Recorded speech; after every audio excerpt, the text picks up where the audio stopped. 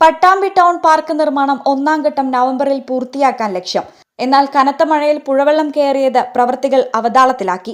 മഴയ്ക്ക് ശേഷം 2ാം ഘട്ട പ്രവർത്തികൾ ആരംഭിക്കും. പ്രഭാത സായാഹ്നങ്ങളിൽ ഉല്ലസിക്കാനും വേണ്ടിയാണ് പട്ടാമ്പിയിൽ ഭാരതപ്പുഴയോരത്ത് പാർക്ക് നിർമ്മിക്കുന്നത്. നമ്പ്രം റോഡിൽ നിന്ന് ഗുരുവായൂർ ക്ഷേത്രം വരെ പുഴയോട് ചേർന്നുള്ള 75 സെന്റ് സ്ഥലത്താണ് പാർക്ക് നിർമ്മാണം. കനത്ത മഴയിൽ ഭാരതപ്പുഴയിൽ വെള്ളമുയർന്നപ്പോൾ പാർക്കിൽ വെള്ളം കയറിയതോടെ പ്രവർത്തികൾ നിലച്ചു. ഇനിയും വെള്ളം കയറാൻ സാധ്യതയുള്ളതിനാൽ മഴയ്ക്ക് ശേഷം മാത്രമേ ബാക്കി പ്രവർത്തികൾ ആരംഭിക്കുകയുള്ളൂ. നിലവിൽ പാർക്കിലെ പുല്ലും ചളിയും നീക്കാൻ തുടങ്ങിയിട്ടുണ്ട്. ബാക്കിയുള്ള പ്രവർത്തികൾ നവംബർ മാസം അവസാനത്തോടുകൂടി പൂർത്തിയാക്കുമെന്ന് മുഹമ്മദ് മൂസിൻ MLA പറഞ്ഞു.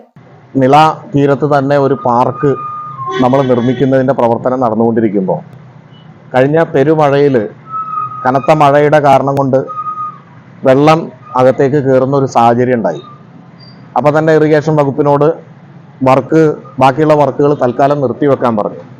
കാരണം എന്താണെന്ന് വെച്ച് കഴിഞ്ഞാൽ ഈ മഴ കയറി അതിനുശേഷം അത് വൃത്തിയാക്കി പിന്നെയും മഴ അലേർട്ടുള്ളത് കൊണ്ട് തന്നെ പെരുമഴ പെയ്യുന്നതുകൊണ്ട് തന്നെ സ്വാഭാവികമായിട്ടും മഴ ഒന്ന് വെയിറ്റ് ചെയ്തതിന് ശേഷം മാത്രം ബാക്കി നിർമ്മാണം ആരംഭിച്ചാൽ മതി എന്ന്. എന്നാൽ ആ കുറച്ച് ദിവസം നിർത്തിവെച്ചപ്പോഴേക്കിന് അത്യാവശ്യം ഈ പറഞ്ഞതുപോലെ നന്നായിട്ട്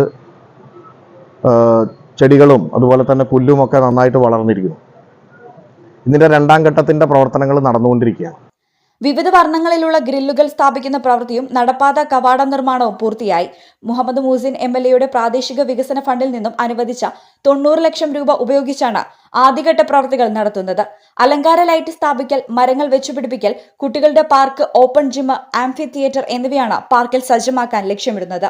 MLA ഫണ്ടിൽ നിന്നും പൂർണ്ണമായും തുക ചിലവഴിച്ചുകൊണ്ട് നിർമ്മിക്കുന്ന പാർക്ക് എന്ന പ്രത്യേകതയും പദ്ധതിക്കുണ്ട്. News bureau, Pattambi.